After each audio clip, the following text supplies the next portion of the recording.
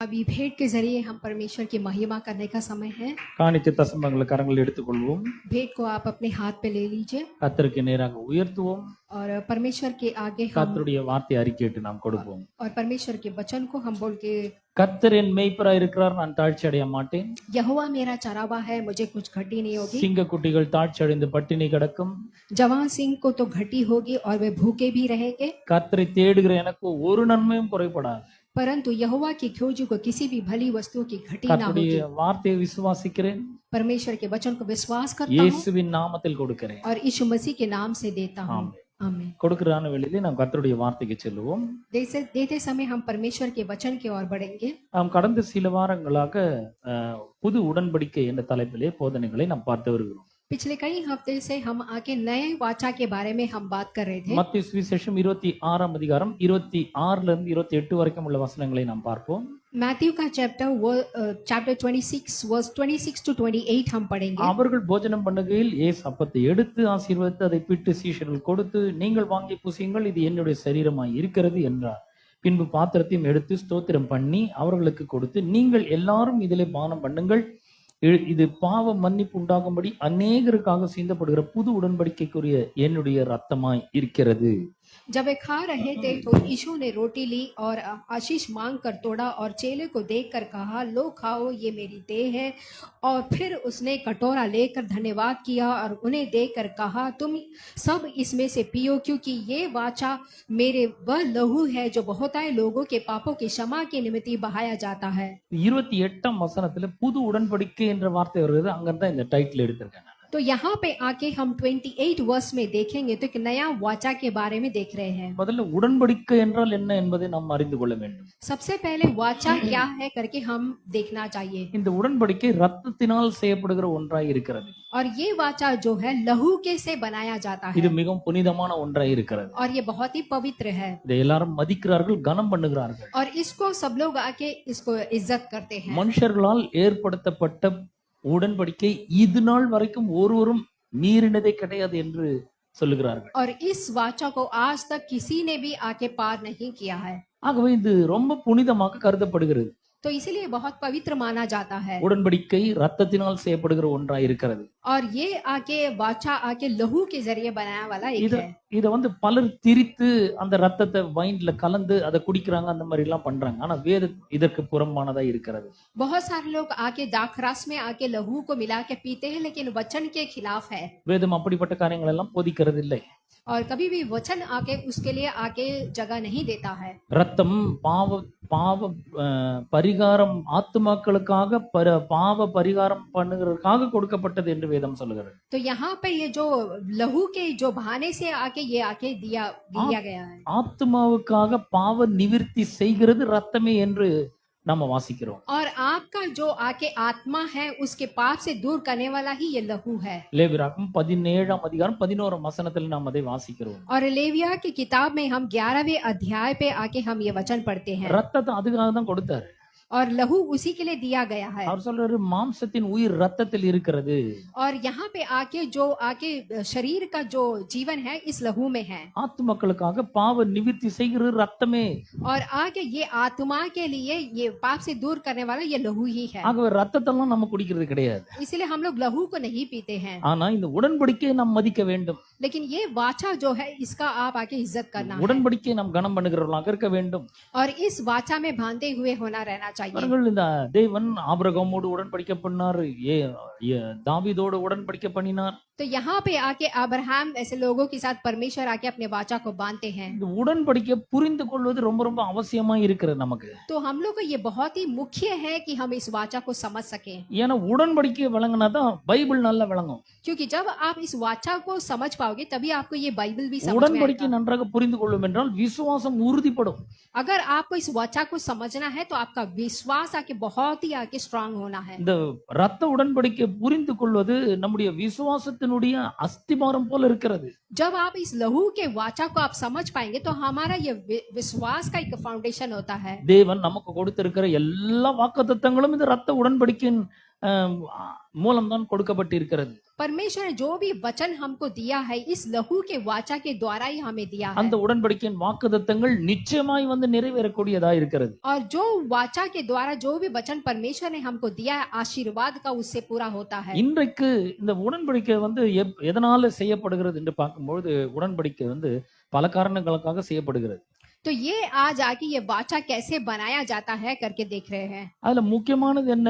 பாதுகாப்புக்காக உடன்படிக்கை செய்து கொள்கிறார்கள். तो इसमें सबसे मुख्य क्या है कि एक प्रोटेक्शन के लिए एक वाचा बांधा जाता ஒரு है। பலம் பொருந்திய ஒரு இனத்தோடு ஒரு சாதாரண ஒரு பலவீனமான ஒரு இனம் வந்து என்ன பண்றாங்க? ரெண்டு பேரும் உடன்படிக்கை செய்து கொள்கிறார்கள். तो एक झुंड जो बहुत बल होता है एक झुंड जिसके पास बल नहीं होता दोनों एक दूसरे के साथ वाचा बांधते हैं। இந்த உடன்படிக்கை செய்து கொள்வதன் மூலமாக இந்த பலம் பொருந்தியவர்கள் பலமற்றவர்களுக்கு எப்பொழுதுமே பாதுகாப்பு அரணாய் இருப்பார்கள். जब ये वाचा बांधते जो बलहीन लोग आते हैं वो लोग आके जो बलहीन लोगों को आके एक संभाल के रखते हैं। அந்த காரணத்துக்காக உடன்படிக்கை பண்ணி கொள்ளப்படுகிறது. तो इसके कारण ही आके ये वाचा को बांधते हैं। அது மட்டும் கிடையாது, உடன்படிக்கை ஒரு ஆழமான நட்பின் அடையாளமாகவும் செய்யப்படுகிறது.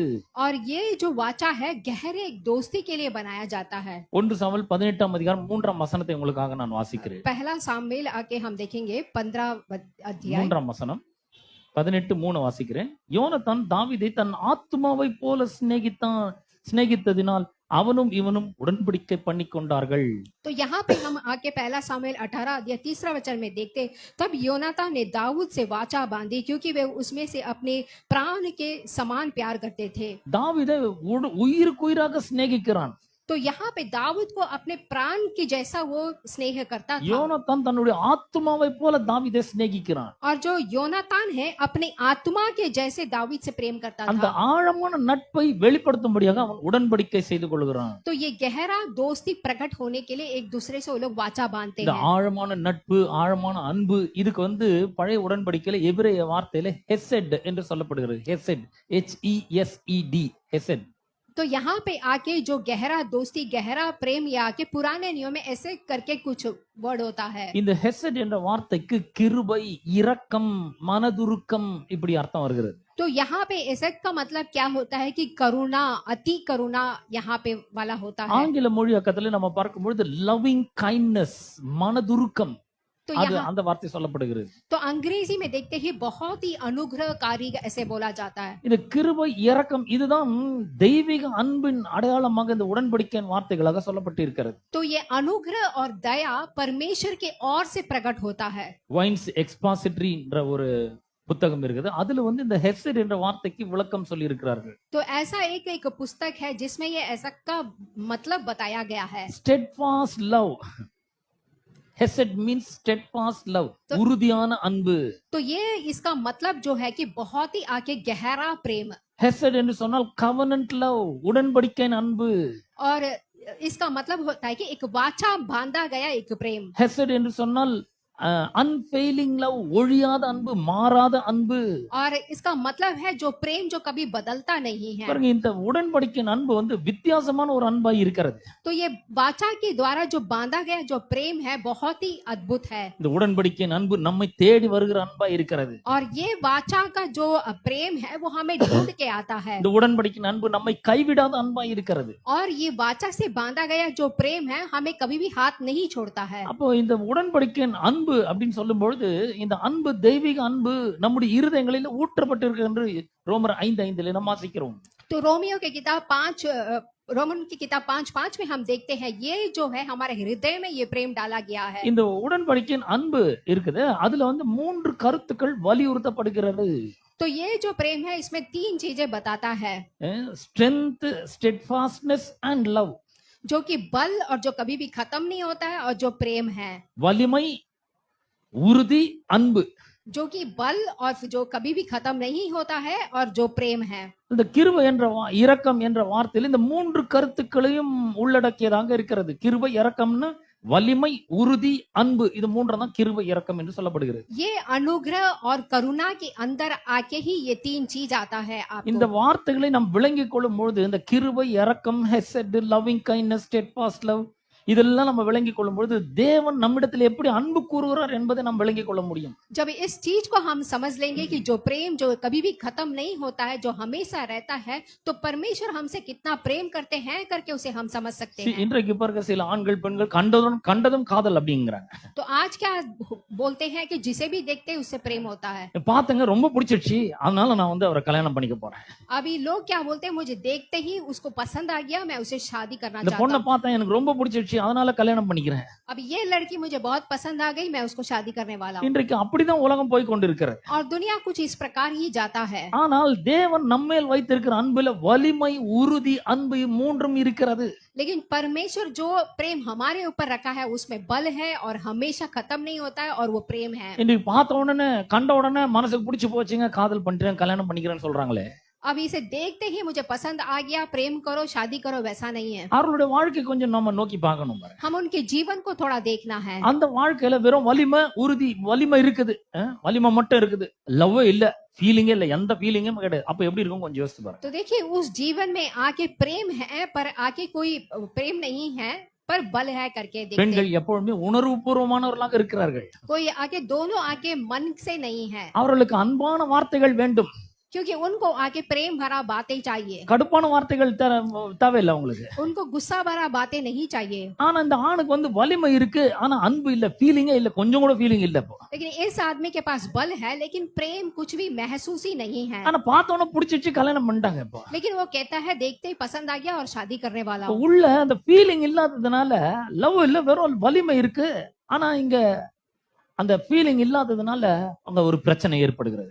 अब यहाँ पे उसके पास बल है लेकिन वो एहसास नहीं है, वो प्रेम नहीं है, तो वहां पे एक मुसीबत आता है। அன்பு இல்ல, கரிசனை இல்ல, பொறுப்பு எதுவுமே இல்ல, அப்படிப்பட்டவர்களாக இருக்கிறார்கள். तो यहाँ पे कोई प्रेम नहीं है, यहाँ पे कोई रिस्पॉन्सिबिलिटी नहीं है, तो ऐसे लोग हैं। இங்க கண்டதும் காதல் என்ன இருக்கு, அன்பு மட்டும் இருக்குது. அங்க तो यहाँ पे देखेंगे तो प्रेम अकेले है, ஒரு வித அட்ராக்ஷன் இருக்கு, ஆனா வலிமையும் உறுதியும் கிடையாது. लेकिन एक प्रकार का आकर्षक है लेकिन आके कोई बल नहीं है। அன்பு இருக்க நிறைய இருக்கு, अब प्रेम तो है वहां पे ஆனா வலிமையும் உறுதியும் கிடையாது. लेकिन अब बल नहीं है और एकदम एक स्ट्रांग सा नहीं है। லேசா ஒரு பிரச்சனை வந்தோன்னு டிவோர்ஸ் பண்ணிடணும்னு சொல்றாங்க. अब एक जरा सा आके एक मुसीबत आता है तो लोग क्या करते, तलाक ले लेते हैं। சின்னதா ஒரு பிரச்சனை வந்தோன்னு பிரேக்கப் அப்படின்றாங்க. अब एक छोटा सा मुश्किल आता है तो क्या करते, ब्रेकअप हो गया बोलते हैं। இதெல்லாம் எனக்கு எப்படி தெரியும்னு கேட்க கூடாது, எல்லாம் படிச்சிட்டு வரேன் அவ்வளவுதான். ये सब सर आपको कैसा मालूम मत पूछिए, मैंने पढ़ा है।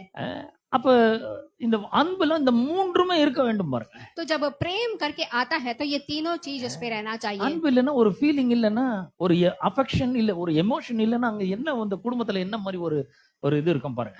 अगर एक प्रेम है उसमें कोई एहसास नहीं है, कुछ भी नहीं है, तो प्रेम का क्या मतलब। ஆண்டவர் இந்த மூன்று காரியங்களையும் சேர்த்து நம்மால அன்பு கூறுகிறார். परमेश्वर आके इस तीन चीजों को मिलाकर हमारे ऊपर प्रेम रखते हैं। கொஞ்சம் ஏதேன் தோட்டத்துக்கு வாங்க, உங்களை கூட்டிட்டு போறேன். अब आके एदोम के बगीचे में आइए। கர்த்தர் ஆதாம் ஏவாளோட ரொம்ப அன்பா இருந்தார் இல்லையா? परमेश्वर आके आदम और ईव के पास बहुत ही प्रेम से थे, அந்த அன்பு உறுதியான அன்பா இருக்கிறது. और वो प्रेम एक गहरा प्रेम थे। அந்த அன்பு என்ன சொல்லுது, நீ எனக்கு விரோதமாக என்ன வேணா பாவம் செஞ்சிடலாம், ஆனா நான் உன்னை அன்பு கூறதை நிறுத்திக்கவே மாட்டேன்.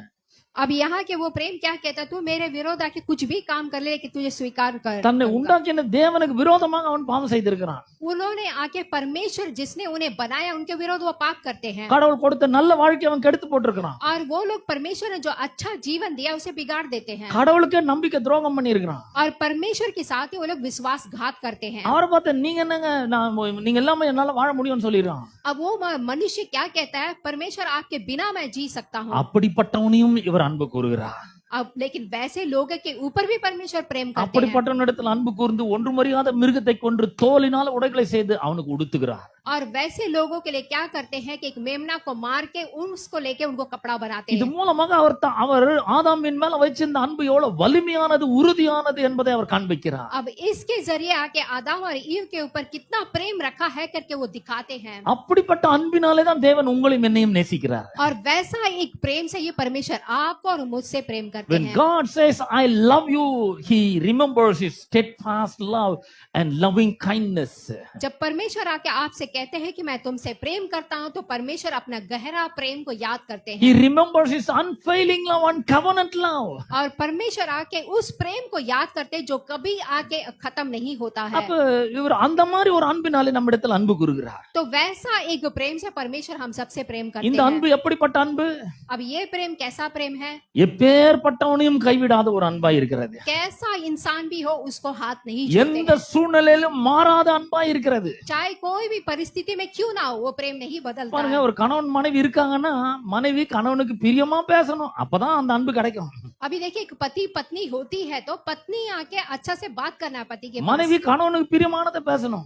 और पति आके अच्छे से बात करना है। வார்த்தையில கொஞ்சம் சூடு ஏறிச்சுனா கூட போச்சு, அங்க ஒரு பெரிய சண்டை வந்துடும். अगर थोड़ा सा कुछ ऐसा बोल देते हैं तो झगड़ा आ जाता है, அந்த அன்பு மாறி போகிற அன்பாய் மாறிவிடும். और उनके बीच जो प्रेम होता है वो बदल जाता है। ஆனா தேவன் நம்மேல் வைத்திருக்கிற உடன்படிக்கையின் அன்பு மாறவே மாறாத அன்பாய் இருக்கிறது. लेकिन परमेश्वर ने जो वाचा के द्वारा हमारे पास प्रेम रखा है वो कभी बदलता नहीं है, His love is unfailing love. और उसका जो प्रेम है कभी भी आके खत्म नहीं होता है, His love is unchanging love. और उसका जो प्रेम है वो कभी भी बदलता नहीं है, His love is unconditional love. और उसके प्रेम में आके कोई कंडीशन नहीं होता है, That is called covenant love. और वही वाचा से बांधा गया एक प्रेम है। ஹெசட்னா இதான் அர்த்தம் பாருங்க. तो ये इसका मतलब क्या है? என்ன பண்ணினாலும் சரி இந்த அன்பு அவனை கைவிடவே கைவிடாது. चाहे कुछ भी हो परमेश्वर हाथ नहीं ஒருவன் छोड़ेगा, என்ன பாவம் செய்து கெட்டு போனாலும் சரி இந்த அன்பு மட்டும் அவனை கைவிடாமல் அரவணைக்கும், அவனை கழுவும். चाहे कुछ भी पाप करके बिगड़ ना जाए, परमेश्वर का जो प्रेम है उसको साफ करता है, அப்படிப்பட்ட அன்பினாலே உங்களையும் என்னையும் அவர் நேசிக்கிறார். और वैसा एक प्रेम से ही परमेश्वर आपको और हमको प्रेम करते இது हैं। விளங்காதவங்க என்ன பண்றாங்க, எல்லாம் வாழ்க்கையில ஏதோ ஒரு தவறு செஞ்சுட்டு உடனே அவ்வளவுதாங்க கடவுள் என் மேல கோபமா இருக்கிறாரு, என் ஜெபத்தை கேட்க மாட்டார் அப்படின்னா. जो इस प्रेम को समझता नहीं है, अगर कुछ गलती करता है तो उसको सोच के परमेश्वर मुझे माफ नहीं करेगा बोल के बैठ जाते பாருங்க, हैं। அவர் உடன்படிக்கையின் அன்பின் மூலமாக நம்மிடத்தில் அன்பு கூறுகிறவராய் இருக்கிறார். देखिए, परमेश्वर आके अपने वाचा के प्रेम से आके हमसे प्रेम करते हैं। 36 சங்கீதம் 5ஆம் வசனத்தில் பாருங்க, நிறைய வசனங்கள் இந்த உடன்படிக்கையின் அன்பு குறித்து, கிருபை இரக்கத்தை பற்றி சொல்ல போறது. அந்த வசனங்கள்லாம் நான் வாசிக்க போறேன். 36:5. बहुत सारा वचन है जो मैं आपको बोलूंगा। भजन संगीता चैप्टर 36 वर्स 5। கர்த்தாவே, உமது கிருபை வானங்களில் விளங்குகிறது, உம்முடைய சத்தியம் மேக மண்டலங்கள் பரியந்தம் எட்டுகிறது. यहाँ पे लिखा है, यहोवा तेरी करुणा स्वर्ग में है और तेरी सच्चाई आकाश मंडल तक पहुंची है। அந்த அன்பு எப்படிப்பட்ட அன்பு? அவருடைய அன்பு பாருங்க, இது ஆங்கில வேதாகமத்துல ரொம்ப அழகா சொல்லப்படுது. இங்க வந்து இது ஒரு சும்மா அப்படியே லேசா சொல்லிட்டு போயிது, உங்களுடைய கிருபை வானங்களில் விளங்குறதுன்னு சொல்லிட்டு போயிது. ஆனா ஆங்கில வேதாகமத்துல ஒரு அந்த வசனத்தை வாசிக்கிற டி ஒரு டிபிடி translation, but you O Lord your mercy seat love is limitless அப்படிங்கிற. तो यहाँ पे आके यह अंग्रेजी में और भी अच्छा गया है, जो कि परमेश्वर का जो प्रेम है उसके लिए कोई सीमा ही नहीं है। உங்களுடைய அன்பு அளவற்ற அன்பு அப்படிங்கிற. तो परमेश्वर का जो प्रेम का कोई सीमा ही नहीं है। 36:5 தான் நான் இப்போ இன்னொரு டிரான்ஸ்லேஷன்ல நான் வாசிக்கிறேன். अब भजन संगीता चैप्टर 36:5 दूसरा एक ट्रांसलेशन में पढ़ूंगा। அந்த வசனம் சொல்லுது, but you o lord your mercy seat love is limitless, reaching higher than the highest heavens. तो ये आके परमेश्वर का जो करुणा है उसका कोई सीमा ही नहीं है, और वो आकाश मंडल तक जाके पहुंचता है। அதாவது வான மண்டலங்கள் பரியந்தம் அந்த அன்பு எட்டுகிறதா. तो देखिए, परमेश्वर का जो वचन है आकाश मंडल तक पहुंचती है, அவருடைய அன்புக்கு அளவே கிடையாது. और परमेश्वर के प्रेम के लिए कोई सीमा नहीं है। He loves us with a steadfast love. और परमेश्वर आके हमसे ऐसा प्रेम करता है जो कभी बदलता He नहीं है, loves us with his unchanging love. और उनका प्रेम हमारे लिए कभी भी नहीं बदलता He है, loves us with his limitless love. और उनके प्रेम के लिए कोई सीमा नहीं होता है, It reaches higher than the highest heavens. और परमेश्वर का जो प्रेम है वो आकाश मंडल तक पहुंचता है। Your great faithfulness is infinite, stretching over whole earth அப்படிங்கிறாரு. जो परमेश्वर का जो प्रेम है दुनिया के सारे कोने कोने तक पहुंचता है, பூமியின் கடையாந்தரங்கள் வரைக்கும் அவருடைய உண்மை விரிந்திருக்கிற, பறந்து விரிந்ததாய் இருக்கிறது. तो परमेश्वर की जो सच्चाई है धरती के कोने तक फैला हुआ है। என்ன மாதிரி ஒரு அன்பு, என்ன மாதிரி ஒரு உண்மை தன்மை பாருங்க கர்த்தர். तो देखिए परमेश्वर का प्रेम आके कैसा है। அவர் உண்மையான அன்பினாலே நம்மை நேசித்திருக்கிறார். परमेश्वर आके अपने सच्चे प्रेम से हमें प्रेम किया நம்ம है। என்ன பண்றோம், லவ்னா இந்த உலகத்துல இருக்கிற லவ் எல்லாம் பாக்குறோம். तो हम लोग क्या करते हैं, इस दुनिया का प्रेम को ही समझते हैं। ஒரே பொண்ணை போய் 10 பேர் ஐ லவ் யூ சொல்லியிருப்பான். अभी एक ही लड़की है लेकिन 10 लोग ने उसको मैं प्यार करता हूँ बोला होगा। ஒரு பொண்ணுகிட்ட போய் देखा बहुत खूबसूरत है அப்படின்னு இருப்பான். तो एक लड़की बस जाके मैं तू बहुत खूबसूरत है बोला அவன் होगा। உங்ககிட்ட சொல்றதுக்கு முன்னாடி 100 பேர்கிட்ட சொல்லியிருப்பான் அவன். लेकिन अभी आपके पास जैसा बोला उसने 100 लोगों के पास बोल दिया நம்ம होगा। என்ன பண்றோம், நிஜமாவா क्या सच बोलता है, मिररல போய் பாக்குறோம், ஓ ஆமா ஆமா நல்லா தான் இருக்கிறோம் நம்ம அழகா.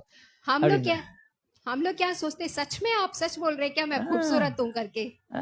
அன்னைக்குல இருந்து பாத்தீங்களா மேக்கப்லாம் சேஞ்ச் ஆகும், பிரமாதமா பளிச்சுன்னு ஆயிடும். तो उस दिन हम क्या करते, हम अपने आप को और बदल लेते हैं मेकअप वगैरह डाल के। கடைசியில பாத்தீங்கன்னா அது ஒரு பலூன்ல ஊதுன பலூன்ல ஊசி வச்ச மாதிரி டம்முன்னு வெடிஞ்சு போயிடுது, அவ்வளவுதான். आखिरी में क्या होता, फूला हुआ बलून में एक सुई लगाते तो टूट जाता है ना, वैसा हो जाता है। நம்ம ஃபோன் பண்ண ஃபோன் கூட எடுக்க மாட்டேங்கிறான். अभी फोन करोगे तो फोन नहीं उठाता है, ஃபோன்ல நம்மள பிளாக் பண்ணி வச்சுக்கிறான். नंबर ब्लॉक कर देता है। டிபி பார்க்க முடியாது, வாட்ஸ்அப் பார்க்க முடியாது, आप कुछ भी नहीं कर सकते हैं, व्हाट्सएप नहीं कर सकते, कुछ नहीं இன்ஸ்டா कर ரீல்ஸ் सकते, பார்க்க முடியாது, कुछ भी इंस्टाग्राम नहीं जा सकते, எல்லாத்துலயும் பிளாக் பண்ணி வச்சிருவான் நம்மள. सब जगह पे वो लड़का ब्लॉक कर இந்த देगा। மாதிரிலாம் நம்ம பாக்குறோம்ல, இந்த மாதிரி தான் கடவுளுடைய அன்புன்னு நினைச்சுக்கிறோம் பாருங்க. और हम लोग क्या सोचते हैं, बिल्कुल ऐसा प्रेम ही परमेश्वर का प्रेम है। இல்ல, கடவுளுடைய அன்பு லிமிட்லெஸ் அன்பு, அளவற்ற அன்பா இருக்கிறது. लेकिन परमेश्वर का प्रेम कुछ अलग है जिसका कोई सीमा नहीं நீங்க है। என்ன பண்ணாலும் அவர் உங்க மேல வச்சிருக்கிற அன்பு மாறவே மாறாது. आप कुछ भी उनके सामने रख लीजिए, परमेश्वर का प्रेम कभी बदलता His नहीं है, love is unchanging love. क्योंकि परमेश्वर का जो प्रेम है आपके लिए कभी नहीं बदलता है।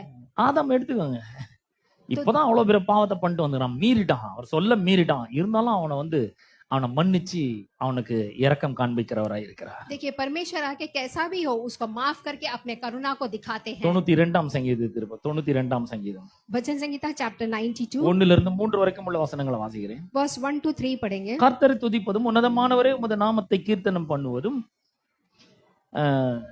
10 நரம்பு வீணையினாலும் தம்புருவினாலும் தியானத்தோடு வாசிக்கும் சுரமண்டலத்தினாலும் காலையிலே உமது கிருபையும் இரவிலே உமது சத்தியத்தையும் அறிவிப்பதும் நலமாய் இருக்கும்.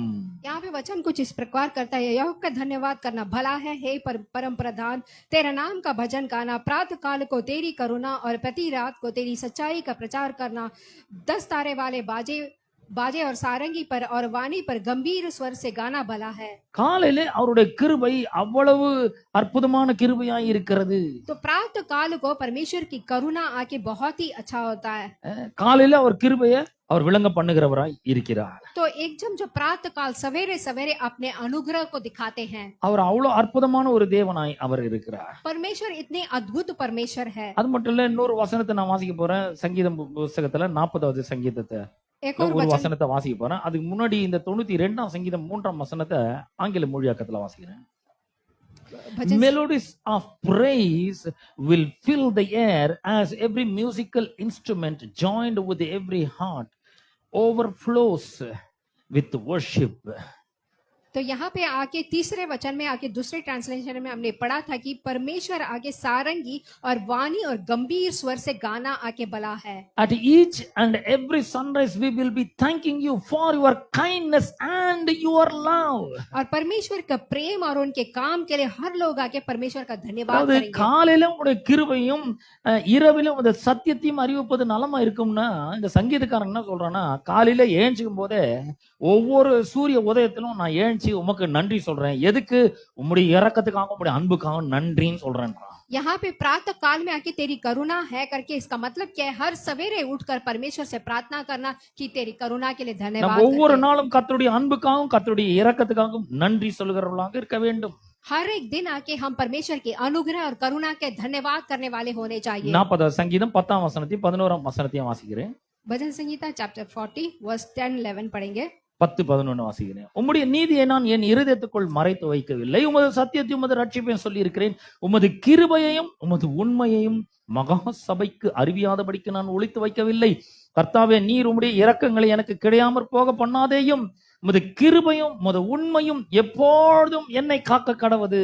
तो यहाँ पे हम भजन संगीता आके वर्स 10 में हम पढ़ते हैं कि मैंने तेरे धर्म मन ही में नहीं रखा है, मैंने तेरी सच्चाई और तेरे किए हुए उद्धार का चर्चा किया है, और मैंने तेरी करुणा और सत्य बड़ी सभा में गुप्त नहीं रखा है। ஆங்கில மொழியாக்கத்துல சொல்லுகிறது, I preach of your faithfulness and kindness. तो यहाँ proclaiming your extravagant love. तो यहाँ पे अंग्रेजी में कहा गया कि मैं तेरी सच्चाई और तेरे किए हुए उद्धार का चर्चा करूंगा அளவற்ற அன்பை நான் ஜனங்களுக்கு அறிவிப்பேன் அப்படிங்கிற. और परमेश्वर के जो अत्यंत करुणा है वह मैं बड़ी सभा में बताऊंगा. உம்முடைய உண்மை, உம்முடைய இரக்கம், உம்முடைய அளவற்ற அன்பு இதை ஜனங்களுக்கு நான் அறிவிப்பேன். तो परमेश्वर का जो अनुग्रह है, जो करुणा है, सारी सभा में मैं आके बताऊंगा. 11 वचனம், so Lord, don't hold back your love or withhold your tender mercies from me. तो यहाँ पे 11वीं वचन में कहता है यहोवा तूने भी अपनी बड़ी दया मुझ पर से ना हटा लिया. உம்முடைய மனதுருக்கத்தையும் உம்முடைய அன்பையும் என்னை விட்டு எடுத்து கொள்ளாதிரும். Don't hold back your love. तो यहाँ पे वचन कहते तेरी करुणा और सत्य से निरंतर मेरे रक्षा होता रहे. His mercies are tender mercies. तो उसका जो करुणा है बहुत ही आके नाजुक होता है. மிகுந்த இரக்கமுள்ள ஒரு தேவனாய் இருக்கிறார். परमेश्वर आकर अति करुणा होते हैं. நம்ம நினைக்கிறோம் நம்மளுக்கு யாராவது ஏதாவது பண்ணிட்டோம்னு நமக்கு ஒரு கோவம் வருது பாருங்க, ஒரு இண்டிக்னேஷன் உள்ள பயங்கரமான கோவம்.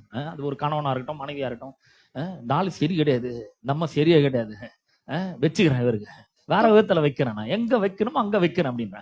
तो कोई अभी कुछ कर देता है तो हम उसके ऊपर अपने मन में गुस्सा रखते हैं और सही समय देखते हैं उनसे बदला लेने के लिए. எப்படி ரிவெஞ்ச் எடுக்கணும்னு எனக்கு தெரியும். और हम लोग सोचते हैं कि इनसे कैसे बदला लेना है पता है. என்ன பண்ணுவாங்க, கரெக்டான நேரத்துக்கு சாப்பாடு கொடுக்க மாட்டாங்க, டீ காஃபி எல்லாம் லேட் பண்ணுவாங்க வேணும்னு.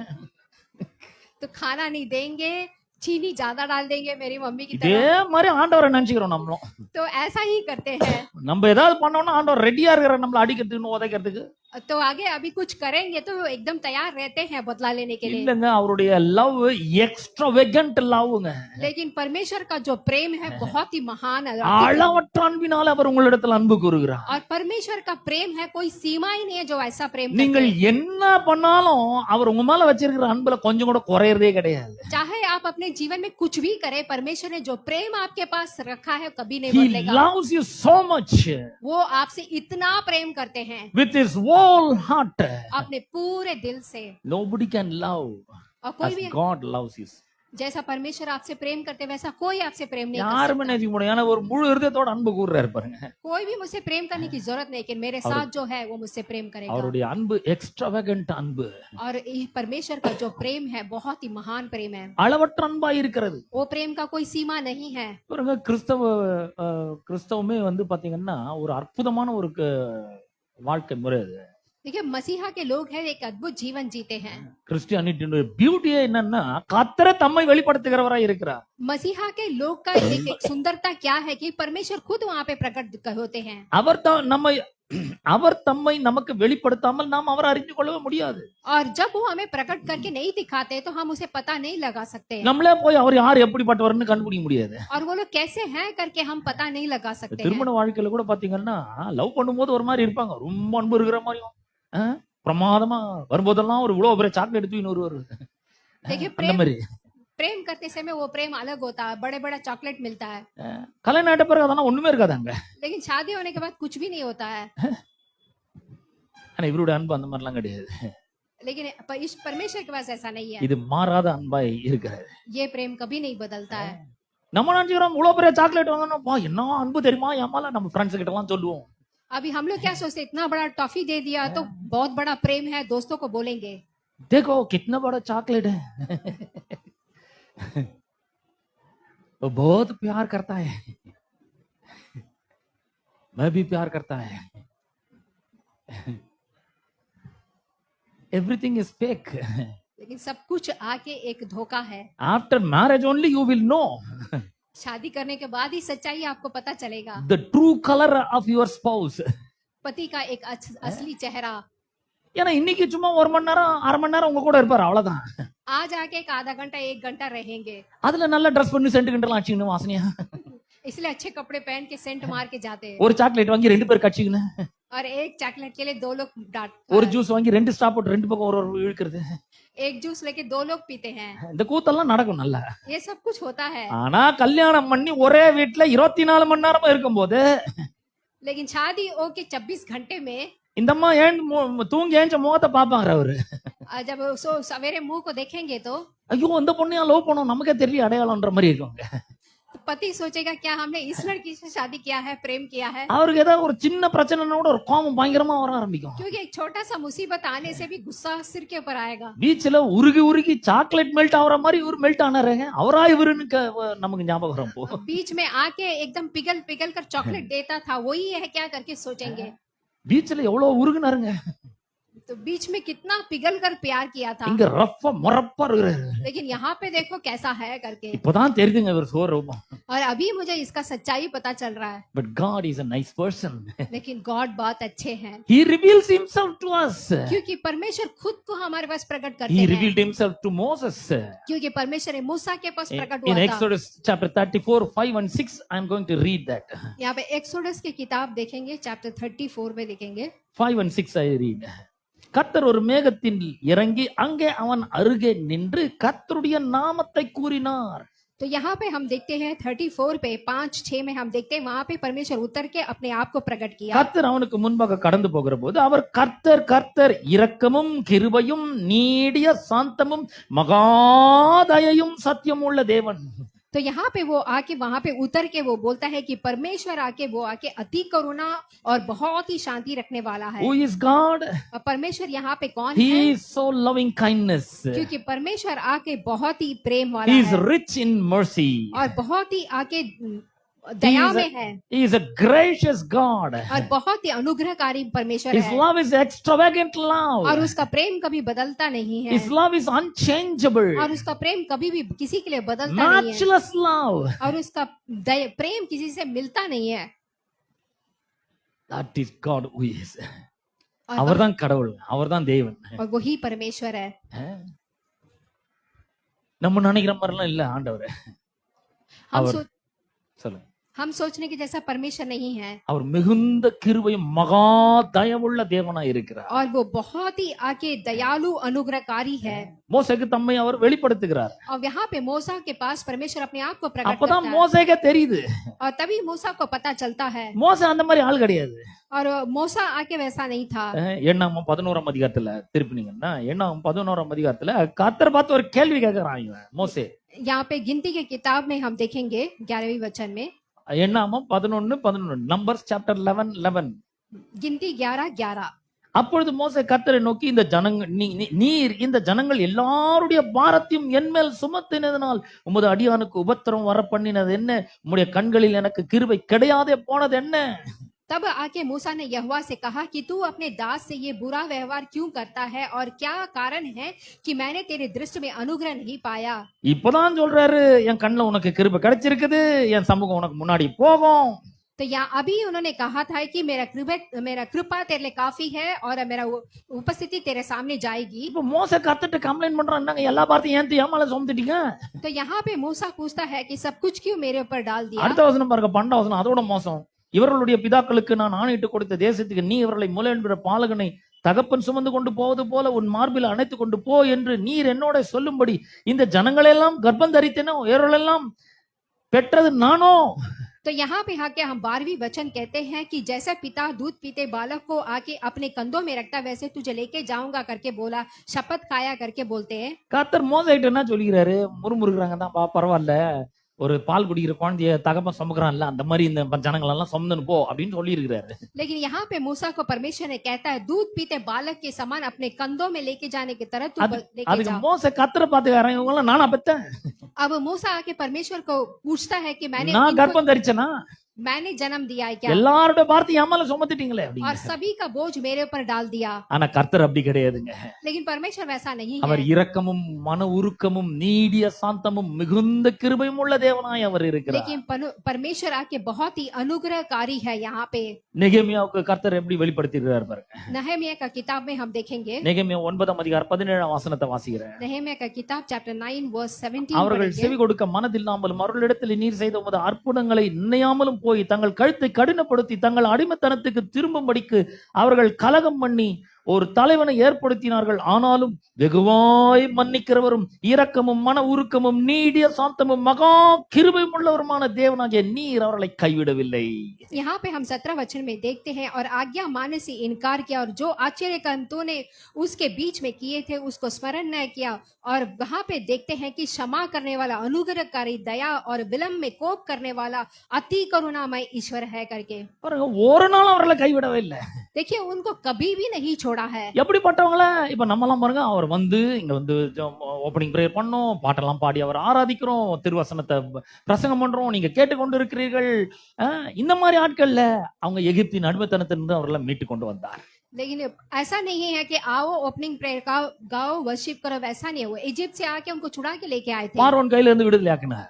उनको आके फारोन के हाथ से लेके आए हैं। சிவந்த சமுத்திரத்திலே ரெண்டா பிளந்து அவங்கள வெட்டாந்தரையில நடக்க வச்சாரு. लाल समुद्र को 2 भाग करके इसराइल जनता को चलाए थे, வனாந்தரத்துல 40 வருஷம் மன்னாவுனால போஷித்தார். और 40 साल तक मन्ना से उनको खाना खिलाए थे। ஒரு கடல்ல ஒரு ஷாப்பிங் மால் கிடையாது, ஒண்ணும் கிடையாது. वहाँ पे कोई दुकान, शॉपिंग मॉल कुछ भी नहीं है, டெய்லி சாப்பாடு வானத்துல இருந்து வருது. लेकिन हर रोज आकाश से आके खाना आता है। கடந்த வாரத்துல நான் கூட 3 நாள் சிக்கா இருந்தோம் பாருங்க. तो अभी बगल में आके दुकान, ऐसा कुछ भी नहीं है, கர்த்தர் அனுப்புறார் சாப்பாடு. लेकिन परमेश्वर उनको खाना அது दिए थे। எங்களுக்கு மன்னா மாதிரி இருந்தது. वो उनको मन्ना के रूप में दिए சாப்பிட்டு थे, நல்ல பலப்பட்டோம் பாருங்க. और वो लोग खा के बहुत ही बल मिला था उन्हें। கர்த்தருடைய இரக்கமும் அன்பும் எவ்வளவு பெருசா இருக்கு. तो देखिए, परमेश्वर का अनुग्रह और करुणा कितना बड़ा है। இந்த ஜனங்களுக்கு கற்பாறையில இருந்து தண்ணீர் வரவழைச்சாரு. और इस जनता के लिए आके पहाड़ से आके पानी लेके आए थे, இறைச்சி வேணும், ஒரே அழ. और वहां पे वो लोग आके एक ही रोना था। கீழ்காற்று மூலமா இறைச்சியை காடைகளை கொடுத்தார். लेकिन फिर बाद में उन लोग को आके मांस मछली वहां पे दिए थे। இந்த எல்லா அற்புதத்தையும் அனுபவிச்சுட்டு நாங்க ஒரு தலைவனை ஏற்படுத்திக்கணும், மறுபடியும் எகிப்துக்கு போறோம், நாங்க போக தேவையில்லை இந்த ஆண்டவர்ன்றாங்க. अब ये सारी अच्छाई को अनुभव करके एक मुश्किल आते वापस इजिप्ट जाऊंगा करके बोलने लगे। இந்த மாதிரி ஆட்களை பார்த்து அவர் சொல்றாரு, வெகுவாய் மன்னிக்கிறவர். और ऐसे लोगों को ही परमेश्वर देख के कहते हैं कि मैं आके माफ அவர் करूंगा। மன்னிக்கிறதுல தயபெருத்தவரா இருக்கிறார். और परमेश्वर आके माफ करने में बहुत ही दयालु है। சில வேளைகள்ல நாம தவறு செய்கிறோம் பாருங்க. कहीं समय में हम आके गलती करते हैं, ரட்சிக்கப்பட்டிருக்கிறோம், ஞானஸ்நானம் எடுத்துக்கிறோம், பரிசுத்த ஆவியின் அபிஷேகம் பெற்றிருக்கிறோம், हम आके उद्धार लेते हैं, बपतिस्मा लेते हैं, पवित्र आत्मा मिलता है, சர்ச்சுக்கெல்லாம் கரெக்டா வரோம், और कलीसिया को सही से आ जाते हैं, ரொம்ப பக்தி பரவசமா பாட்டெல்லாம் பாடுறோம். और आके एकदम भक्ति से आके गीत गाते हैं, ஆனா சில வேளைகள்ல தவறு செய்கிறோம். लेकिन कई कई समय में गलती कर देते நம்முடைய हैं। மனசாட்சி நம்மள வாதிக்குது. अब हमारा मन आके हमें बोलता है, ஆனா ஒண்ணு ஞாபகம் வச்சுங்க, அவர் வெகுவாய் மன்னிக்கிற தேவனா இருக்கிறார். लेकिन आप एक बात को याद रखिए, परमेश्वर आपको माफ करता है। நமக்கு ஒரு சந்தேகம் வருது, ஐயோ என்ன மன்னிப்பாராங்க ஆண்டவர், हमको हमारे दिल में एक संदेह आ जाता है कि परमेश्वर हमें माफ करेगा क्या? அவருக்கு விரோதமா இவ்வளவு பெரிய பாவத்தை செஞ்சிட்டேனே. मैंने परमेश्वर के विरोध पाप कर दिया है। இல்ல இல்ல, அவர் வெகுவாய் மன்னிக்கிறவர், வாங்க அவர்கிட்ட. नहीं, परमेश्वर आके आपको माफ करेगा, आप परमेश्वर के पास He is आइए। rich in mercy. क्योंकि परमेश्वर दयालु में बहुत ही அவர் धनी है, வெகுவாய் மன்னிக்கிறவர், और वो आके जल्दी से माफ कर देगा, இரக்கமும் உருக்கம் மன உருக்கமும் நிறைந்தவர், और बहुत ही करुणा से भरा है, अनुग्रह से நீடிய भरा है, நீடிய சாந்தமும் மகா கிருபையும் உள்ளவருமாகிய தேவன் அவர். और आप पे कोप करने में विलंब करता है, अति करुणामय है। Run to him, आप परमेश्वर के पास दौड़ के आइए, don't run from him, आप परमेश्वर से दौड़ के भाग मत जाइए, because he is rich in mercy. Please run to him, क्योंकि परमेश्वर आके करुणा में बहुत ही धनी है, इसलिए आप परमेश्वर के पास दौड़ के आ जाइए, so that your sins may be forgiven. ताकि कि आपके पाप परमेश्वर से माफ किया जाए, Because அவர் வெகுவாய் மன்னிக்கிறவரா இருக்கிறார். क्योंकि परमेश्वर माफ करते हैं।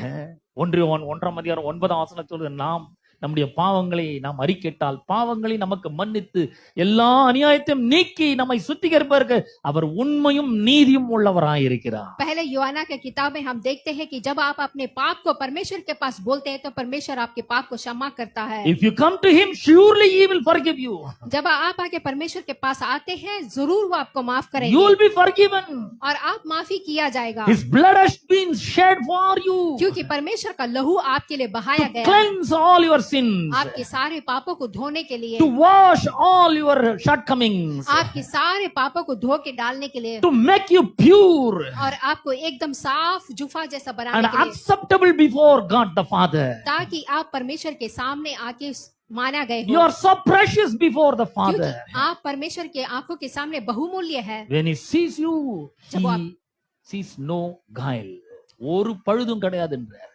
आपके ऊपर एक छोटा सा दाग भी नहीं देख सकते हैं, कोई मुश्किल नहीं है, nothing, कोई प्रॉब्लम नहीं है. When God sees you, he sees you as he sees Jesus जब परमेश्वर आपको देखता है वो आपको ऐसा देखता है जैसे यीशु मसीह को देखते हैं, because he has dressed up with his clothes of righteousness. क्योंकि आपने सच्चाई से आपको आके ओढ़ रखा है। So run to him इसलिए आप परमेश्वर के पास दौड़ के आ जाइए for forgiveness. ताकि कि आपको आके माफी मिले, ஏன்னா அவர் வெகுவாய் மன்னிக்கிறவராய் இருக்கிறார். क्योंकि परमेश्वर माफ करने वालों में से வேற யாரும் அந்த மாதிரி மன்னிக்க முடியாதுங்க. ऐसा कोई भी माफ नहीं कर सकता है। புருஷன் ரிவெஞ்ச் வச்சிட்டே இருப்பார், மனைவி ரிவெஞ்ச் வச்சிட்டே இருப்பாங்க, पति पत्नी एक दूसरे से बदला लेने के लिए रहते हैं, அப்பா கூட சம்டைம் கோவத்தை வச்சிட்டே இருப்பாரு, कभी कभी पिताजी आके दिल में गुस्सा रखते हैं அம்மா பேசாம இருப்பாங்க. और माता बात नहीं करती है, But God's love never changes. लेकिन परमेश्वर का जो प्रेम है कभी He नहीं is so बदलता, faithful. क्योंकि परमेश्वर बहुत ही सत्य है He is unchangeable God. और परमेश्वर कभी नहीं बदलता है। He never stops loving you. वो कभी भी आपको प्रेम करने के लिए He बदलता नहीं loves है, you so much. आपसे बहुत प्रेम करते He हैं। proved his love by giving his one and only begotten son to die on the cross for you. परमेश्वर ने अपने प्रेम को साबित किया, अपने एकलौते पुत्र यीशु मसीह को आके दे दिया। Hallelujah. हालेलुया। அவர் மகா தயவை காண்பிக்கிற தேவனாய் இருக்கிறார். परमेश्वर आके अति करुणामय है। அவர் சொல்ற திரும்ப திரும்ப நான் உனக்கு தயவை காண்பிக்கிறேன். परमेश्वर कहता है मैं फिर से अपनी करुणा दिखाऊंगा। 103 சங்கீதம் 8 வசனத்தை வாசிக்கிறேன். भजन संहिता 103 8वीं वचन पढ़ेंगे। 103 சங்கீதம் 8 வசனம். கர்த்தர் உருக்கமும் இரக்கமும் நீடிய சாந்தமும் மிகுந்த கிருபையும் உள்ளவர். यहाँ पे भजन संहिता 103 8 पढ़ रहे हैं, यहोवा दयालु अनुग्रहकारी विलंब से कोप करने वाला अति करुणामय है। See how God reveals himself again and again and again and again. देखिए परमेश्वर कैसे अपने आप को आपके सामने बार प्रकट कर रहा है Through the scriptures. वचनों के जरिए। மத்த பாஸ்டர் சொல்றலாம் நம்பி நிற்காதீங்க. और कोई जो बोलता है उसको विश्वास मत कीजिए। கர்த்தர் உங்களை அடிப்பார், परमेश्वर आपको मारेंगे, காலை உடைப்பார், टांग को तोड़ देंगे, உங்களோட பொருளாதாரத்துல கைய வைப்பார், आपके फाइनेंशियल में हाथ लगा देंगे, எல்லாம் நஷ்டம் ஏற்படும். हर चीज में नुकसानी होगी। அதெல்லாம் அப்பட்டமான பொய். वो सब झूठा है। What the scripture says, वचन क्या कहता है? அவர் வெகுவாய் மன்னிக்கிறவர், परमेश्वर बहुत ही दयालु है, இரக்கமும் உருக்கமும் நீடிய சாந்தமும் மிகுந்த கிருபையும் உள்ளவர். दयालु अनुग्रहकारी विलंब से कोप करने वाला अति करुणामय है। ஹalleluya. हालेलुया। அதுதாங்க சத்தியம். और यही सत्य है, வேற எதுவும் சத்தியமே கிடையாது. और कुछ सत्य नहीं है। அவர் எப்படிப்பட்டவர்? உருக்கம் சொல்லிருக்கு. यहाँ पे कैसा परमेश्वर कहते हैं अनुग्रहकारी। 8 வசனம் கர்த்தர் உருக்கமும். 8वीं वचन देखते हैं, यहोवा दयालु। உருக்கம்னா என்ன? दयालु का मतलब क्या है? ஒரு கேர்ள் அவளுடைய வயித்துக்குள்ள கர்ப்பப்பையில ஒரு பிள்ளைய சுமக்கறா பாருங்க. जैसा एक स्त्री अपने गर्भ में बच्चे को आके लेती है, When she is carrying a child, जब अपने कोख में बच्चे को आके रहती she है loves that child so much. तो वो स्त्री उस बच्चे से बहुत प्रेम करती है। இல்ல நான் 2 வீலர்லாம் இப்ப வர முடியாது. அந்த அம்மா சொல்றாங்க 2 வீலர்ல வர மாட்டேன் நான். वो स्त्री कहती है मैं 2 व्हीलर में नहीं आऊंगी, ஏன்? வயித்துல புள்ள இருக்கு. क्योंकि पेट में बच्चा है। முன்ன மாதிரி நான் வந்து கடினமான உழைக்க முடியாது. पहले के जरे बहुत ही मेहनत नहीं कर सकते हैं, வெயிட் தூக்க மாட்டேன். मैं वेट नहीं उठा सकती, ஏன்னா ஐ அம் கேரிங் a child. क्योंकि मेरे कोख में बच्चा है। அது பேர் தான் அந்த உருக்கம். और उस बच्चे के ऊपर एक दया। இந்த அம்மாக்கு பிடிக்கலனா கூட சில உணவுப் பொருள் எல்லாம் சாப்பிடுறாங்க.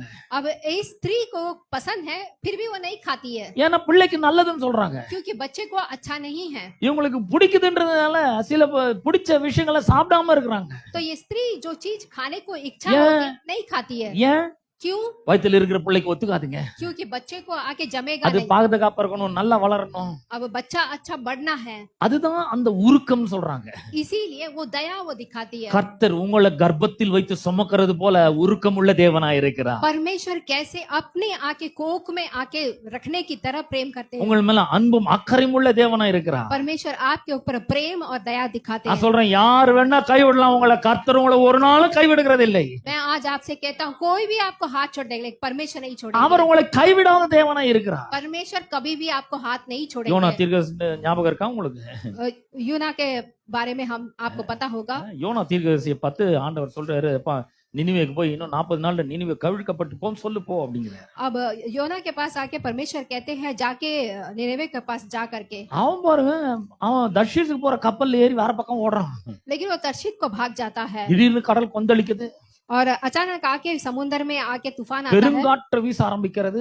और आंधी आने लगती है। எல்லாரும் அவங்கவங்க கடவுளை நோக்கி வேண்டுறாங்க. और सब लोग अपने अपने परमेश्वर भगवान को देख के पूजा करते हैं। கப்பல் கேப்டன் ஒண்ணுமே புரியல, ஏன் திடீர்னு இவ்வளவு பெரிய ஒரு கடுங்காற்று, ஏன் இவ்வளவு பெரிய கடல் கொந்தளிப்பு, ஒண்ணுமே புரியல அவனுக்கு. सब लोग सोचते हैं कि अच्छा से ही जा रहा था, अचानक क्यों इतना आंधी आ रहा है। எல்லாம் சொல்றான் எல்லாம் வேண்டுங்க. सब लोग कहते हैं आपने अपने भगवान से पूजा करो। கீழே போய் பார்த்தா அடித்தட்டுல யோனா படுத்து தூங்கிட்டு இருக்கான். लेकिन यहाँ पे आके नीचे देखता है तो योना आके सोता है। கேப்டன் ஒரு ஆச்சரியம், இவன் தூங்கிட்டு இருக்கான்டே, ஏந்துடா, யார் நீ, எங்க இருந்து வர, எங்க போற கேக்குறான். अब वहाँ के रहने वाले लोग को बहुत ही आश्चर्य होगा, पूछने लगे तू कहाँ जा रहा है। அவன் சொல்றான், நான் ஒரு எபிரேயன், சமுத்திரத்தையும் வானத்தையும் பூமியும் படைத்த தேவனாகிய கர்த்தருடைய ஊழியக்காரன், தீர்க்கதரிசி அப்படிங்கிறான். तो वो कहता है कि मैं परमेश्वर का सेवकाई करने वाला एक भविष्यवाणी हूँ। எல்லாரும் வேண்டிட்டு இருக்கா, நீ ஏன் படுத்து தூங்கிட்டு இருக்கிற, என்ன பண்ற, எங்க போற நீ? तो कहते सब लोग अपने अपने परमेश्वर को पुकार रहे, तू कहाँ जा रहा है। அப்பதான் அவன் சொல்றான், நான் கர்த்தர் சமூகத்துக்கு விலகி ஓடிட்டு இருக்கேன். तभी वो पता चलता है कि परमेश्वर की उपस्थिति से वो भागता है। நினிவேக்கு போக சொன்னாரு, நான் தர்ஷீசுக்கு போயிட்டு இருக்கேன். योना को कहते निनेवे को जाओ, पर वो तर्शीश को भाग जाता है। நான் இந்த மாதிரி பண்ணிட்ட, நீ இப்ப என்ன பண்றது? अब वो कहता क्यों तूने ऐसा किया, अब मैं क्या करूं। கேப்டன் கேட்டவனு சொல்றான், என்ன தூக்கி கடல்ல போடுற, கடல் சரியாயிடும். अब वो कैप्टन को बोलता है कि मुझे उठा के समुद्र में डाल दे, तूफान ठीक हो जाएगा। அப்ப கூட என்ன கொண்டு போய் அங்க விடுங்க, நான் நினிவேக்கு திருப்பி போறேன், வேற கப்பல் பிடிச்சி சொல்ல. तो उसने ये नहीं कहा कि मैं वहां से वापस निनेवे जाऊंगा करके। அவன் சொல்றான், என்ன தூக்கி கடல்ல போட்டுருங்க वो அப்படிங்கிறான். कहने लगा मुझे समुद्र में डाल दो। கேப்டன் எப்படியாவது இவனை காப்பாத்தணும்னு சொல்லி கடல்ல இருந்து, கப்பல்ல இருந்த சரக்கெல்லாம் தூக்கி கடல்ல போடுறான். अब आके कैप्टन आके इसको बचाना है बोल के जो भी सामान है उसको डालता है, ஆனா கொந்தளிப்பு முன்னோட மும்முரமா இருக்குது. लेकिन आंधी और बढ़ने लगता है। அதனால சீட்டு குலுக்கி போடுறாங்க. இந்த பிரச்சனை யாருனால வந்தது? इसीलिए वो लोग चिट डालते हैं, சீட்டு யோனாவின் பேருக்கு விழுந்துச்சு. लेकिन चिट में आके योना का नाम आ जाता है। அப்ப எல்லாரும் சேர்ந்து ஜெபம் பண்றாங்க, கர்த்தாவே இந்த ரத்தப்பழி, இந்த மனுஷனோட ரத்தப்பழி எங்களை விட்டு நீக்கி போடுன்னு சொல்லி தூக்கி போட்டுறாங்க கடல்ல. तो सब लोग आके प्रार्थना करके इसका फल मेरे ऊपर नहीं आना बोल के उसको उठा के समुद्र में डाल देते யோனா हैं। நினைச்சா, அப்பாடா செத்து கர்த்தர் முன்னாடி போய் நின்னலாம் நம்ம அப்படின்னு. योना सोचता है कि मर के जाके मैं आके परमेश्वर के सामने खड़ा हो ஆனா जाऊंगा। இவனோட கர்த்தர் எவ்வளவு ஞானி பாருங்க. கர்த்தர் ஒரு மீன் ஆயத்தம் பிடிச்சு வச்சிருந்தாரு. अब यहाँ पे आके परमेश्वर ने एक मछली को तैयार की थी। கரெக்டா வந்து லபக்குன்னு முழுங்கிடுச்சு அது. अब मछली ने आके उसको आगे निकाल लिया। 3 நாள் ராத்திரி பகல் மீன் வயித்துல இருக்கிறான். 3 दिन रात और दिन मछली के पेट में था। உள்ள இருந்து ஜெபம் பண்றான், अब वो प्रार्थना करता है, கர்த்தாவே நான் உம்முடைய ஆலயத்துக்கு வருவேன், கீழ்ப்படியாம வந்துட்டேன், நான் உம்முடைய ஆலயத்துக்கு வருவேன், பொருத்தனைகள்லாம் நிறைவேற்றுவேன், ஜெபம் பண்றான். अब वो परमेश्वर से माफी मांगता है कि आपका आदर करे बिना मैं इधर आ गया। உடனே மீன் கரையில வந்து கக்குச்சு. अब यहाँ पे किनारे आके मछली ने उसको बाहर निकाल दिया। மறுபடியும் எழுந்து நினிவேக்கு வரான். फिर से वो उठ के जाके निनेवे को जाता है, எல்லாம் அவன வித்தியாசமா பாக்குறாங்க. और सब लोग आके यहाँ अचंभे से देखते ஏன்னா हैं, மீன் வயித்துல அவ்வளவு ஆசிட், ஆள் அடையாளமே தெரியாத அளவுக்கு வெள்ளை வெளியேறுன்னு இருக்கான். क्योंकि आके 3 दिन मछली के पेट में था, एकदम सफेद सा हो गया, வெள்ளை பெயிண்ட் அடிச்ச மாதிரி இருக்குது அவன. एकदम सफेद सा पेंट मारा जैसा हो गया। மீன் வயித்துல 3 நாள் இருக்கணும்னா ஆசிட், எவ்வளவு ஆசிட் அதெல்லாம் இருக்குது அவனுக்கு. अब मछली के पेट में 3 दिन रहता है तो कैसा होगा। வந்து பிரசங்கம் பண்றான், 3 நாள் நினிவே கழுக்கப்பட்டு போ. अब यहाँ पे निनेवे में आके 3 दिन प्रचार करता है। அந்த ராஜா என்ன பண்றான், எல்லாரும் வாங்க கடவுளை நோக்கி நம்ம வந்து உபவாசம் பண்ணுவோம், ஜெபம் பண்ணுவோம், பொருத்தனைகள்லாம் நிறைவேற்றுவோம், எல்லாம் ஃபாஸ்டிங் இருக்கு. நாய் முதல் கொண்டு ஃபாஸ்டிங் இருக்கு, மிருக ஜீவன்லாம் ஃபாஸ்டிங், யாருக்கும் சாப்பாடு கிடையாது. अब वो राजा क्या बोलता है, सब लोग आ जाओ, सब लोग आके जो भी जीव जंतु है सब लोग मिलके यहाँ पे आके उपवास करते हैं। கர்த்தர் நம்ம தீங்குக்கு மனசாப்பாடு ஆரம்பிச்சு. और यहाँ पे परमेश्वर आके अपना अनुग्रह दिखाते हैं, ஏன்னா அவர் வெகுவாய் மன்னிக்கிறவன், क्योंकि परमेश्वर आके दयालु है, माफ करता है। இரக்கமும் மன உருக்கமும் நீடிய சாந்தமும் மகா தயம் உள்ள தேவன். वे अनुग्रहकारी, दयालु और विलंब से कोप करने वाला, करुणाधीन है। தீங்குக்கு மனசாப்பட்டாரு, और वो आके किया वाला अपना दुख उठाए थे அதை செய்யல. और उन्होंने नहीं किया। இப்ப 4 அதிகாரம், யோனா 4 அதிகாரம் 2ஆம் வசனத்தை வாசிக்கிறேன். अब जोना आके योना का किताब 4 अध्याय वर्स 2 पढ़ेंगे। அந்த மக்களை அழிக்காம இருந்தது இவனுக்கு ரொம்ப கோபம் வந்துடுச்சு, பயங்கரமான கோபம் வந்துடுச்சு, அவனுக்கு व्यसनமாயிடுச்சு ரொம்ப. अब योना को आके यहाँ पे गुस्सा हो गया, क्योंकि परमेश्वर ने जनता को नहीं किया। கர்த்தர் நோக்கி ஜெபம் பண்றான். अब यहाँ पे वो परमेश्वर से प्रार्थना करता है योना। யோனா 4:2 கர்த்தரை நோக்கி விண்ணப்பம் பண்ணி, கர்த்தாவே, நான் என் தேசத்தில் இருக்கும் போதே நான் இதை சொல்லவில்லையா? இது நிமித்தமே நான் முன்னமே தர்ஷீசுக்கு ஓடி போனேன். நீர் இரக்கமும் மன உருக்கமும் நீடிய சாந்தமும் மிகுந்த கிருபை உள்ளவரும் தீங்குக்கு மனஸ்தாபப்படுகிறவருமான தேவன் என்று அறிவேன்.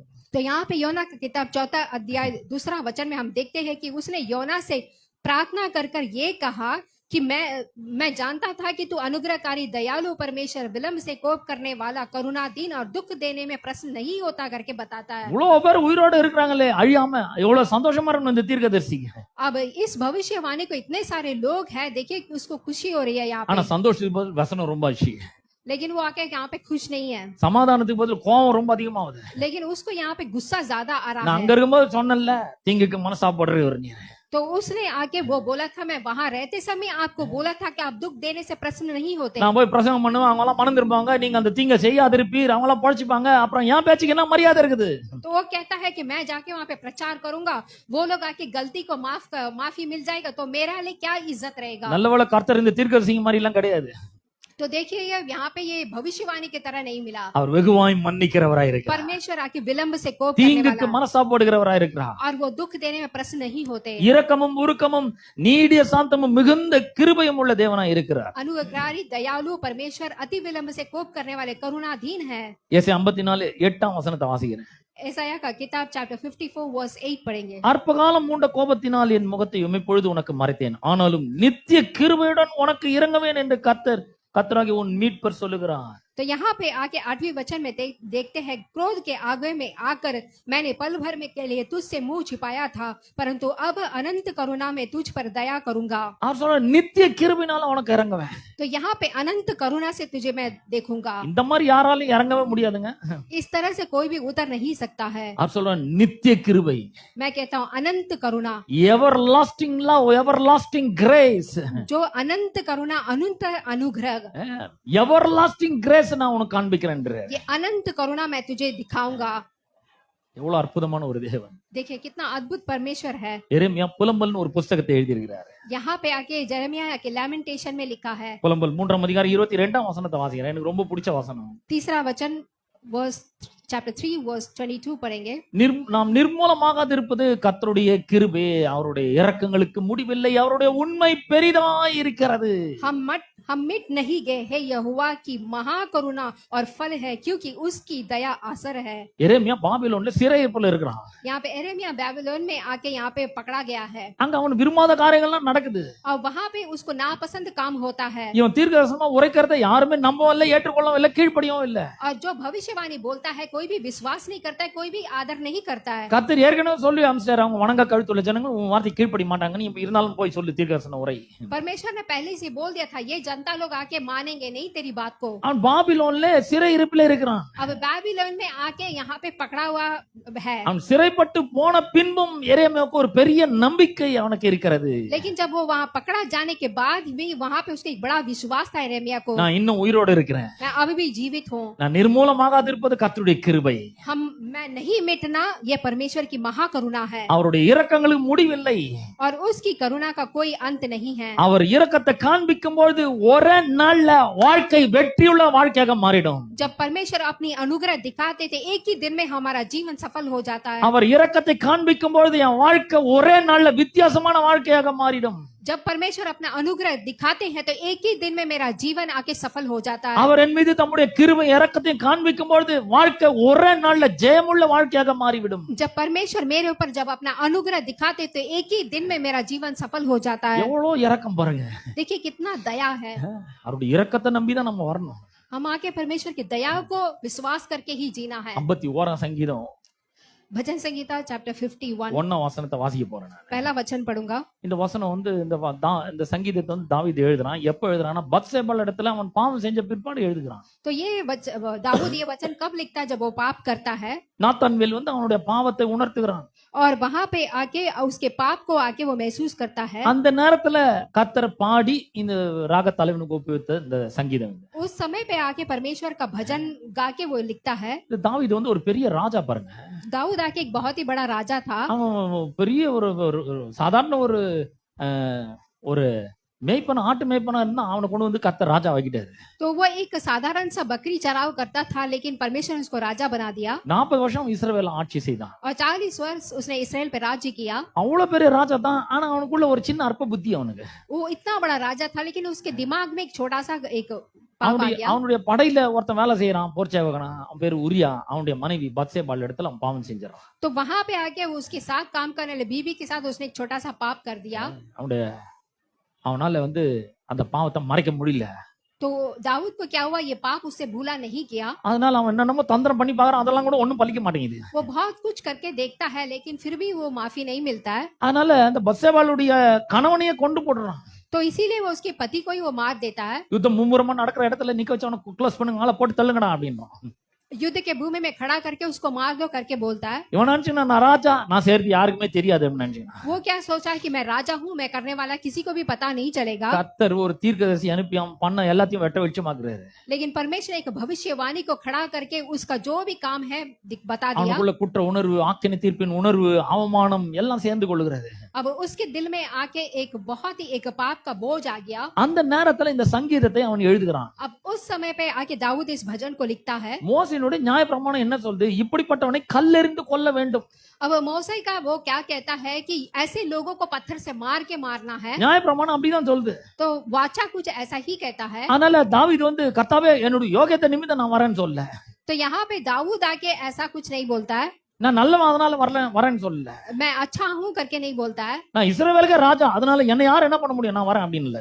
मैं इस्राएल का राजा हूँ, मुझे कौन पूछने वाला है करके नहीं ஒன்றாம் बोलता है। வசனம் எப்படி ஆரம்பிக்குது? தேவனே உமது கிருபையின்படி எனக்கு இரங்கும். तो यहाँ पे पहला वचन में देखता है, हे परमेश्वर अपने करुणा के अनुसार मुझ पर अनुग्रह அவன் कर। ஒண்ணு நல்லா வழங்குது, எனக்கு நான் ராஜா தான், அற்ப புத்தி வந்துச்சு, ஆனா கத்தட்ட போனா அவர் என்ன மன்னிப்பார், கழுவுவார், எனக்கு இறங்குவார், அவருடைய கிருபை நிமித்தம் நம்ம போலாம் அப்படின்னு ஒரு எண்ணம் வந்தது.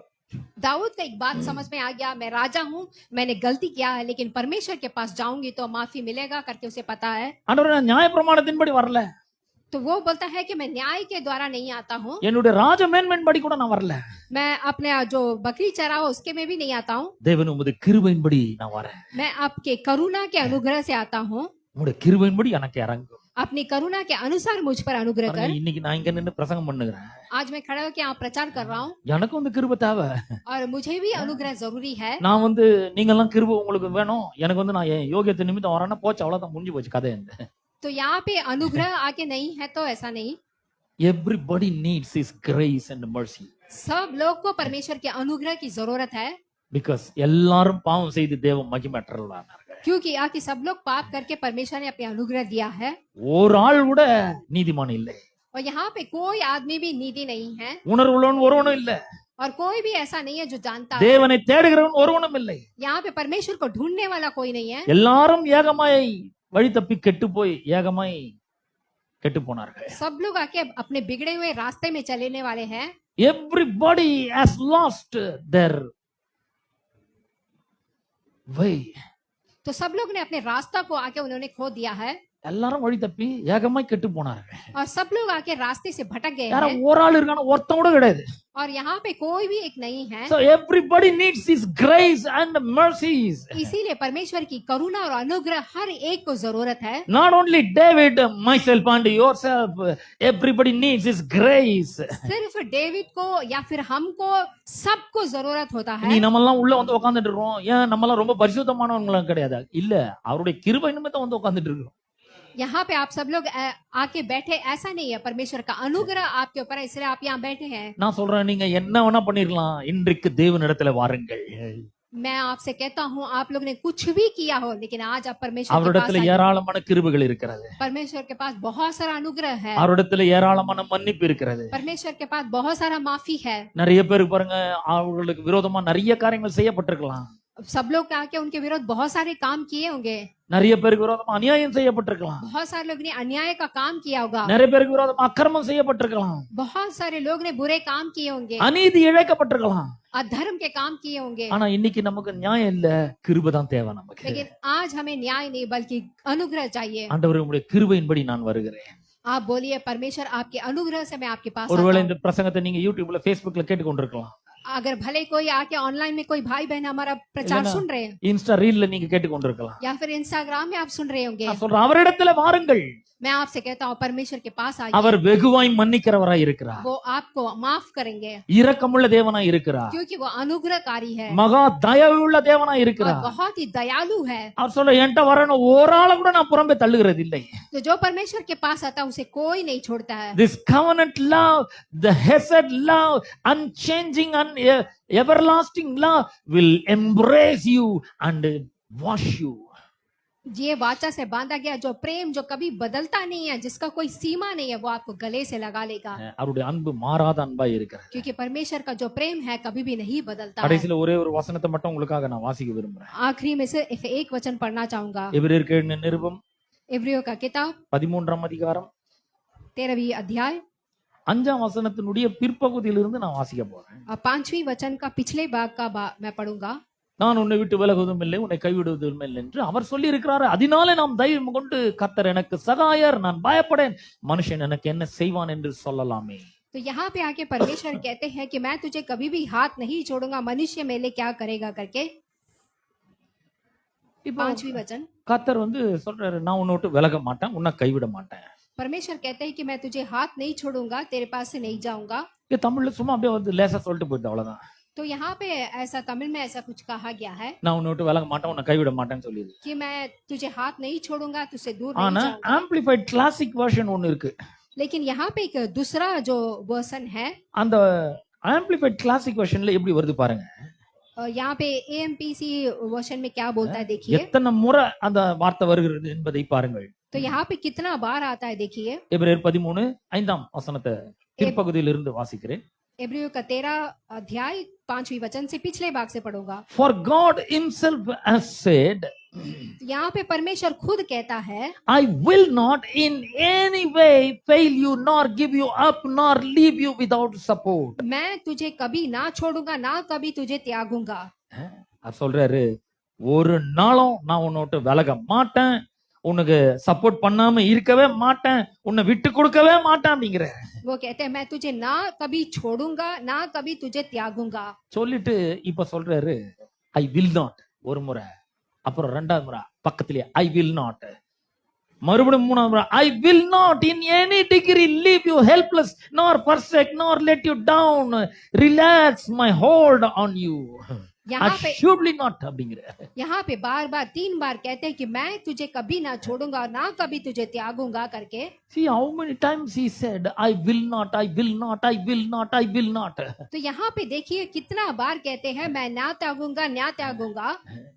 நான் சொல்றேன், கர்த்தர் ஒருபோதும் கைவிடவே மாட்டாருங்க. मैं आपको कहता हूँ परमेश्वर कभी भी आपको नहीं छोड़ेगा. இத்தனை முறை சொல்லணுமா, 4-5 முறை ஒரே வசனத்துல சொல்லணுமா? ஆமா, ஏன்னா நமக்கு தெரியும் நம்ம யாருன்னு அவருக்கு தெரியும். இத்தனை முறை சொன்னாலும் நம்ம ஏதாவது ஒரு மூலையில சந்தேகப்படும், ஒருவேளை கர்த்தர் கை விட்டாரா, கர்த்தர் என்ன மறந்துட்டாரா அப்படின்னு நம்ம நினைப்போம். அதனாலதான் 5 முறைக்கு மேல சொல்றாரு, I will not, I will not, I will not, I will not, I will not leave you without support.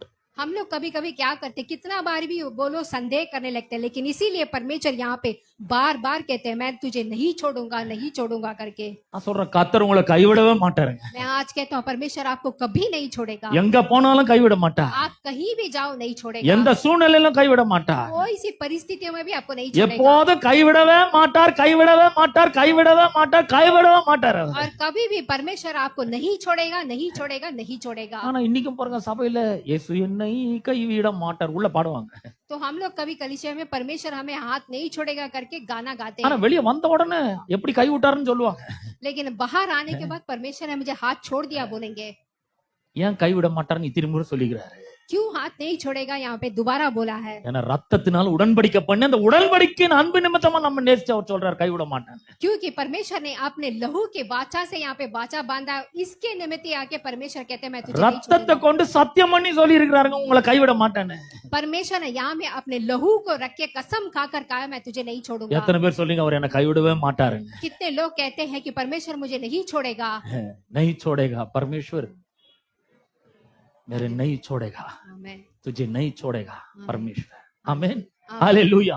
You are so hallelujah. blessed. You are hallelujah. so blessed. आप सब लोग बहुत ही आशीषित हैं. Today you have heard this wonderful sermon. आज आप लोग ने एक अद्भुत समाचार को सुना आपने. One thing you must be sure about, that God will never leave you nor forsake you. और आपको एक बात अकेले अपने दिल में रखना है, परमेश्वर आपको ना त्यागेगा, ना छोड़ेगा. He says, I will not leave you without helpless, परमेश्वर कहते हैं मैं तुझे कभी भी नहीं छोड़ूंगा बिना मदद का, without support, बिना कोई सहारे का. which means I will help you, I will support you. इसका मतलब क्या है? परमेश्वर आपको मैं मदद करूंगा और आपको आके सहारा दूंगा. அவர் உங்களை கைவிடவே மாட்டாருங்க. और परमेश्वर कभी भी आपको हाथ नहीं छोड़ेगा. ஆமென். आमेन. ஹalleluya. நாம யாவரும் எழுந்திருப்போம். Hallelujah. நம்முடைய அருமை சகோதரி அவர்கள் ஜெபிப்பார்கள். प्रार्थना करेंगे. पिता परमेश्वर, इस दिन में इस समय के लिए धन्यवाद परमेश्वर, इस अद्भुत दिन के लिए धन्यवाद, अद्भुत समाचार के लिए धन्यवाद पिता परमेश्वर।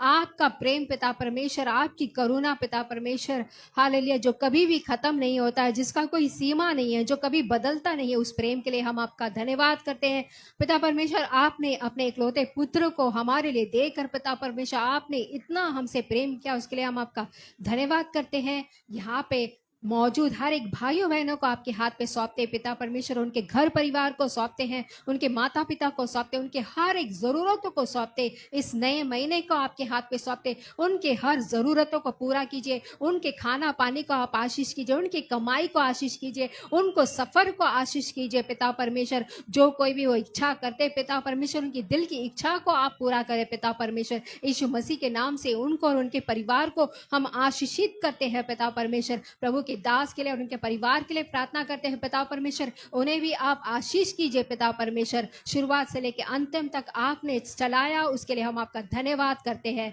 सब कुछ यीशु मसीह के नाम से मांगते हैं, सुन और ग्रहण कर, आमीन। आमीन आमीन। प्रभु यीशु मसीह का अनुग्रह और परमेश्वर का प्रेम और पवित्र आत्मा की सौभाग्यता तुम सबके साथ होती रहे।